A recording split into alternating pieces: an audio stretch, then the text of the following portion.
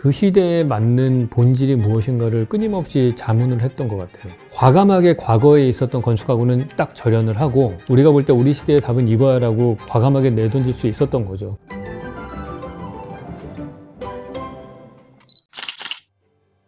사실 건축가가 주인공으로 나온 것 중에서 그나마 브루탈리스트가 되게 많이 보여준 작품이라는 생각이 들고요. 모더니즘의 시대잖아요, 이때가. 이 시절의 건축가들은 대부분 다 커뮤니스트라고 보시면 돼요. 대부분 다 공산주의자들이거든요. 항상 노동자 계층을 위해서 양질의 집과 가구를 대량 생산해야 된다. 그래서 여기서도 이제 건축가가 공사비 적게 든다. 그러니까 걱정하지 말아라. 이렇게 처음에 얘기를 해요. 우리 대리석으로 안 하고요. 노출 콘크리트로 합니다. 딱 그 얘기를 하죠. 그게 브루탈리즘의 핵심이에요. 모든 장식을 걷어낸 다음에 아주 본질만 남겨놓는 것들. 그래서 구조적인 미학이 그대로 드러나는 것. 그게 브루탈리즘이거든요. 그 영화 속에 나오는 그 작품을 보면은 엄청나게 콘크리트로 재있고 위에서 빛이 딱 떨어지는 디자인을 하잖아요. 루이스 칸 같다라는 느낌을 받았어요. 근데 이분이 추구하던 거가 어떻게 하면 건축에 빛을 도입할 수 있을 것인가 이거죠. 그리고 그분이 보통 디자인을 할 때 평면도가 좌우 상하 대칭의 그런 디자인을 많이 하거든요. 근데 거기서 그 영화 속에 나오는 건물도 약간 좌우 상하 대칭의 건물인 것 같더라고요. 그래서 그것도 보면은 되게 루이스 칸스럽다 그런 생각이 들었어요. 그래서 모더니즘의 계보로 그렇게 되는 거죠. 그 르코르비제, 마르셀 브로이어, 그다음 리차드 마이어 이렇게 보시면 될 것 같습니다. 사실 브루탈리즘의 원조는 르코르비제입니다. 브루탈리즘이라는 말의 어원을 보면은 브루트라는 말이 거칠다는 뜻의 불란서 말이에요. 프랑스어예요. 그러니까 브루탈리즘은 거친 콘크리트다 이렇게 보시면 돼요. 한마디로 말해서. 모더니즘이 훨씬 더 큰 무브먼트라고 봐야 되는 거고요. 집합으로 치면은 그 안에 브루탈리즘이 있다고 저는 볼 수 있을 것 같아요. 그러니까 모더니즘은 크게 말하면은 그 전에 있었던 유럽의 전통 건축이라는 게 있잖아요. 르네상스, 바로크, 로코코 이런 스타일로 쭉 오잖아요. 그러다가 그런 장식의 극단으로 가는 거에 끝이 있고 그게 이제 마지막 막차가 가우디거든요. 가우디가 거의 클래식 건축의 끝물이라고 저는 봐요. 그러고 난 다음에 확 스타일이 바뀌어가지고 르코르비제부터 시작하는 모더니즘의 건축이 쭉 나오는 거죠. 1900년대 초반부터 새로운 건축이 시작은 됐어요. 근데 본격적으로 이 모더니즘이 적용되기 시작한 거는 사실은 2차 세계대전 이후에 위니테 타비타시옹이 지어지면서부터다 이렇게 볼 수 있거든요. 그래서 그쯤에 이제 브루탈리즘이라는 게 하나의 스타일처럼 노출 콘크리트를 써서 거칠어 보이는 건축, 그게 이제 브루탈리즘인 거죠. 그 짧은 기간 안에 큰 변화가 생겨서 브루탈리즘은 모더니즘의 서브 카테고리 정도로 봐야 된다고 저는 봅니다. 제가 볼 때는 모더니즘이 내리막을 걷기 시작한 거는 1950년대 초반에 프루이트 아이고라고 세인트루이스에서 대규모 아파트 단지가 지어졌어요. 52년도인가 그때가 이제 위니테 타비타시옹이잖아요. 그러니까 2차 세계대전 끝나고 나서 유럽도 그렇고 미국도 그렇고 모더니즘의 기치하에 그냥 쫙 대량으로 그런 아파트 주택을 공급을 하던 시절이 있었는데 그게 1970년대에 너무나 그 아파트 단지가 범죄의 온상이 돼가지고 폭발을 시키는 사건이 생깁니다. 그러니까 70년대 중반쯤이거든요, 그게. 그러니까 그 50년대, 60년대, 70년대까지 한 25년 정도의 시간 동안에 많은 건물들이 지어졌어요. 모더니즘 혹은 브루탈리즘이라고 할 수 있을 만한 것들이 많이 지어졌는데 그런 것들이 실제로 인간이 소외된 그런 문제가 생겨나는 거를 알게 된 거죠. 그냥 자기네들이 비이성적이라고 생각했던 타운하우스 같은 스타일, 그 맨하탄의 브라운스톤으로 지어진 건물들이 훨씬 더 인간이 살기에 좋은 것이다. 그런 것들을 사람들이 깨닫기 시작을 하면서 이제 모더니즘에 대한 회의를 많이 가지게 된 거예요. 사람이 얼마나 소외되는가 이런 거에 대해서. 잠깐 설명드렸다시피 브루탈리즘 같은 경우에도 그 사회주의 건축에 더 많이 적용이 됐다 그런 말씀을 드렸잖아요. 그러니까 되게 강하고 임팩트는 있지만은 그게 인간이 좀 소외된 느낌?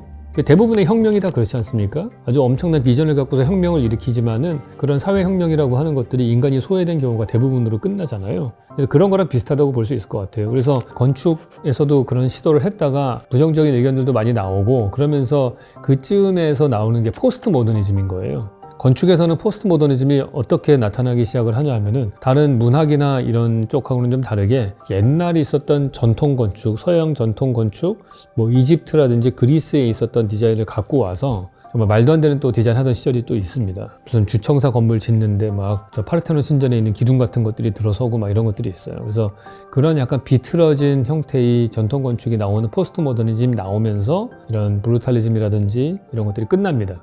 브루탈리즘은 색깔도 없고 완전히 콘크리트로 아주 본질적인 것들을 막 거칠게 표현하는 거였잖아요. 보스턴 시청사도 그렇고 대표적인 브루탈리즘 건축 중에 하나는 예일대학교 건축대학 건물이에요. 폴 루돌프라는 사람이 설계한 게 하나 있는데 아예 반대로 가서 포스트 모더니즘에 가서는 아주 컬러풀한 그런 건축들을 합니다. 대표적인 작품이 마이클 그레이브스가 설계한 올랜도에 있는 디즈니 호텔이 있어요. 어떤 느낌이냐 하면은 그 80년대 마이애미 바이스라는 드라마 있어요. 그거 보면은 항상 그 플로리다 하면은 파스텔 톤으로 칠해져 있는 톤이 나오거든요. 컬러 톤이. 약간 그런 풍의 약간 비현실적이면서도 되게 컬러풀한 그런 스타일이 막 나옵니다. 그게 결국에는 브루탈리즘이나 모더니즘의 완전히 반대쪽에 서는 방향으로 확 반대쪽으로 간 거죠. 그러고 나서 갔다가 다시 이제 제자리로 돌아오기까지 뭐 해체주의 건축도 있고 뭐 어쩌고 저쩌고 하다가 여러분이 좀 익숙하게 생각하는 램코라스 OMA라고 하는 건축가가 나오면서 거기서는 네오 모더니즘이라고 하는 그런 기치로 이제 또 다른 약간 모더니즘이긴 하지만 좀 다른 그런 디자인들이 막 나오기 시작을 합니다. 이 가이젤 도서관을 딱 보면은 우리 브루탈리즘 건축의 특징 중에 하나가 제가 보기에는 그 영화 속에서도 그렇지만은 주변 컨텍스트를 싹 개무시합니다. 그러니까 자기가 생각하는 이상이 확실한 거예요. 그러니까 그거를 어디다 집어넣어야 되니까 자기 완결성이 강해야 되는 거죠. 그러다 보니까 그 영화 속에서도 보면은 향이 거의 안 느껴지는 상하 좌우의 대칭 구조를 띠잖아요. 이 가이젤 도서관도 보면은 평면도가 상하 좌우 대칭 구조예요. 그 얘기는 뭐냐 하면은 우리가 일반적으로 건물을 디자인할 때 향도 생각하고 주변 컨텍스트를 생각하면은 좌우 비대칭이 되거나 적어도 상하로는 비대칭이 되는 게 맞는 거거든요. 근데 이거는 그냥 다 상하 좌우가 비대칭이 됐다는 얘기는 그 자체로 되게 완결체의 형태를 띠는 거죠. 물론 그러면서도 좋은 건축이 나올 수는 있어요. 뭐 엑스터 라이브러리도 상하 좌우 그 대칭 구조로 되어 있는 평면도니까 그게 그만큼 되게 독보적으로 자기 세계에 갇혀 있는 건축이다 그렇게 볼 수 있는 거죠. 그러면서 또 하나 이거를 보면은 가분수로 되어 있잖아요. 이렇게 셜록 홈즈에서도 한번 CCTV 사옥을 얘기하면서 그게 왜 랜드마크 건물로서 효과적이냐, 가분수로 되어 있기 때문에 되게 불안불안해 보이고 위치 에너지가 되게 높은 건축물이기 때문에 과시가 많이 된다 그렇게 말씀을 드린 적이 있어요. 이것도 역시 보면은 좁게 구조가 올라가다가 넓어지는 가분수 형태를 띠고 있거든요. 그러니까 가분수 형태를 띄었다는 얘기는 뭔가 과시적이고 랜드마크적인 느낌이 나게 하고 싶었던 거죠. 거기다 좌우 대칭이고 하니까 그런 상징적인 의미를 많이 부여를 했다 볼 수 있어요. 세게 자기의 메스로서 뭔가를 설명하려고 하는 사람들, 그런 걸로 볼 수 있을 것 같아요. 그러니까 어떤 사람에 따라서는 그걸 보면서 좀 불편해하는 사람이 당연히 있겠죠. 사람의 성격도 자기 주장이 강한 사람을 되게 매력적이라고 느끼는 사람도 있는 반면에 누군 거부감 느끼기도 하고 하니까 특히나 호불호가 확 갈리는 스타일이라고 볼 수 있어요. 지금은 페인트 칠을 해가지고 그렇게 안 보이지만은 자유센터 건물이 사실은 약간 그런 스타일이라고 볼 수 있거든요. 남산에 가시면은 김수근 씨가 설계한 자유센터 건물이 있어요. 그거 보면은 약간 르코르비제의 샹디갈 건축이랑 되게 비슷한 그런 스타일, 노출 콘크리트로 기둥들이 바깥에 노출이 돼 있어요. 그 건물이 사실은 그 페인트만 다 바뀌어내면은 거의 브루탈리스트의 대표작처럼 보일 수 있을 것 같아요. 엄밀한 의미에서 따지면은 주공 아파트들도 다 브루탈리즘이라고 볼 수 있을 것 같아요. 우리나라 아파트들 다 보면은 기본적으로 브루탈림이죠. 그냥 콘크리트로 마감되어 있는데 페인트 칠만 했잖아요. 그 페인트만 걷어내면은 사실은 그냥 박스로 되어 있는 건물이고 아무런 장식 없고 그리고 아주 기능적으로 지어져 있고, 우리가 유니테트 하비타시옹을 되게 브루탈리즘 건축이라고 얘기를 하는데 유니테트 하비타시옹의 인면이 훨씬 더 아름답거든요. 장식도 있고 우리나라 아파트보다는. 그러니까 어떤 면에서 보면은 저는 60, 70년대 많이 지어졌던 아파트들 대부분 다 브루탈리즘 건축이라고 볼 수 있을 것 같다는 생각이 들어요. 그 결과물이 어떻든 간에 그 사람들이 생각하는 사고방식은 그 시대에 맞는 본질이 무엇인가를 끊임없이 자문을 했던 것 같아요. 어느 시대나 그 시대가 갖고 있는 한계와 필요가 있잖아요. 그거에 맞는 답을 찾으려고 했던 사람들인 거예요. 그러니까 과감하게 과거에 있었던 건축하고는 딱 절연을 하고 우리가 볼 때 우리 시대의 답은 이거야라고 과감하게 내던질 수 있었던 거죠. 그게 지금 와서 보면은 이상한데 라고 느낄 수 있지만은 그 시절에는 되게 센 어떤 자신감 있는 모습이었던 것 같아요. 합리적인 사고죠, 일종의. 우리가 볼 때는 이게 맞는 것 같아라고 논리적으로 사고해서 장식을 다 빼고 본질만 남겨놓으려고 했던 그러한 생각의 방식들, 그런 것들은 배울 게 충분하다라고 저는 생각을 합니다. 우리 시대에 그런 생각으로 접근을 한다면은 도대체 어떠한 이슈가 있을까? 그 당시에는 다시 말씀드리면은 대량 생산이 제일 필요했던 시기였잖아요. 인구도 폭증하고 전쟁으로 부서진 건축물도 빨리 복원을 해야 되고 공급이 되게 필요한 시절이었기 때문에 그런 목적에서 만들어졌다면 지금은 어떠한 것이 더 필요한가? 이 시대가 필요로 하는 건축에 성취해야 되는 목적이 무엇인가? 각자 생각은 다를 것 같아요. 근데 그거에 따라서 결과가 다르게 나올 수 있겠죠.